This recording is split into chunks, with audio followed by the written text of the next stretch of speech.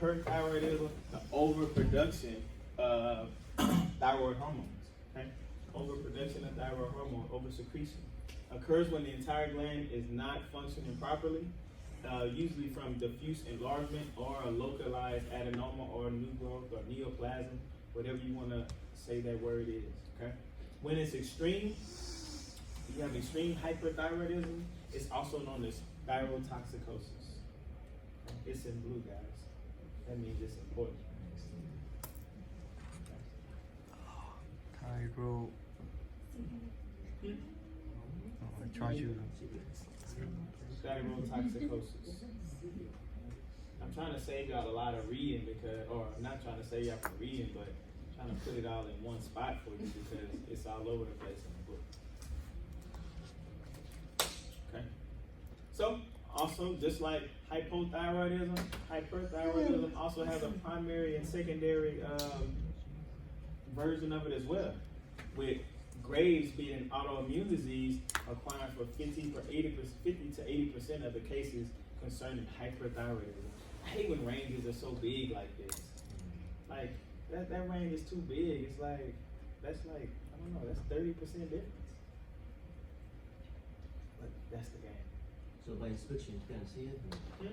By inspection, the examination, please. Sometimes with Graves' disease, because it's also a toxic multinodular goiter. So y'all ever seen somebody with goiter? They had those big masses hanging out of their neck. Usually, a lot of times they're unilateral, but they can also be bilateral as well. So Graves' disease is an autoimmune disease associated with it's a toxic multinodular goiter. All right. Usually from single hyperfunctioning nodules, but over time these single nodules can grow into multiple nodules. Okay, again, multinodular. Okay? And thyroiditis. All right, the secondary is going to be just by the secretion of excessive amounts of thyroid hormone by ectopic thyroid. Say, for instance, you have your normal thyroid, but again, as the thyroid tracks down its course during, embryology, you can have the thyroid tissue in different places. So now, instead of my thyroid just secreting the hormones, now I have the thyroid tissue from other places secreting extra amounts of hormones, giving me that overproduction or oversecretion of thyroid hormones because of that ectopic thyroid tissue. Okay. That was the secondary. What's our primary, guys? Graves. The main one? Graves disease. Graves' disease. Graves' disease. Okay. So, our common signs and symptoms is just the opposite of hypo. So, you're going to have an increased appetite. You're going to be irritable. You're going to have heat intolerance. Okay? Palpitations, heart going to be beating fast like you took C4 before you went to the gym. You're not going to be able to hold your weight. You're going to be losing weight all the time. Had a nervous energy, always on edge, impaired fertility, and exophthalmos, meaning you're going to have them bug eyes. Y'all see the people coming in, the big eyes? Looking like, they're doing that. Roger Rabbit. Okay. So again, Graves' disease. That's normal and large.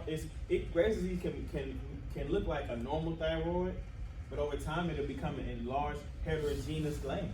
Okay. Isn't that the same thing? Ain't that describing? That's almost the same thing I described for hypothyroidism, right? Heterogeneous gland, right? Hypervascular. Key word here. I should have put this in blue. Thyroid inferno associated with Graves' disease, okay? Meaning that you're going to see a lot of blood. Look at all these blood vessels within this actual, look at all of this. It looks a lot more hypervascular than the last images I showed you with hypothyroidism. So Graves' disease associated with that thyroid inferno.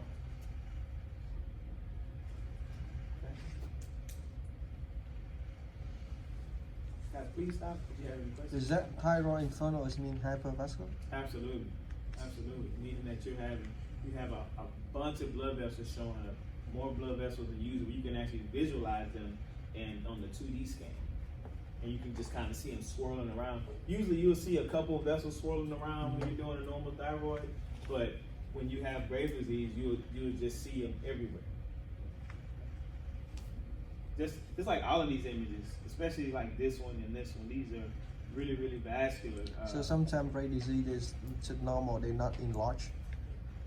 Yeah, sometimes if it's early on, it can look just like a normal thyroid. But The early stage. it can look normal, but still when you put that color on, it can still be hypervascular. Right. So you can stop that if you find that at the earlier, right? I'm sure you can get it treated. I'm sure you can get it treated. They have my caramel back in stock. They got Premier Protein at Costco, 18 pack, $20. Man, you can't beat it. You can't beat it. I got 2 boxes. Hypo, and hyperthyroidism. Again, hypo associated with Hashimoto's thyroiditis, right?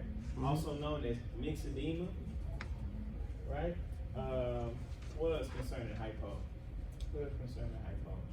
Decreased secretion. Iodine deficiency, the most common form of thyroid disorder, correct? Okay. Hyper, associated with Graves' disease, know those clinical signs and symptoms.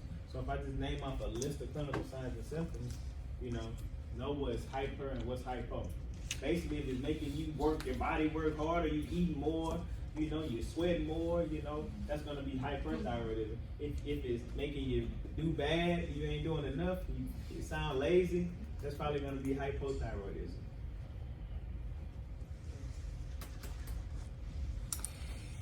Goiter, guys.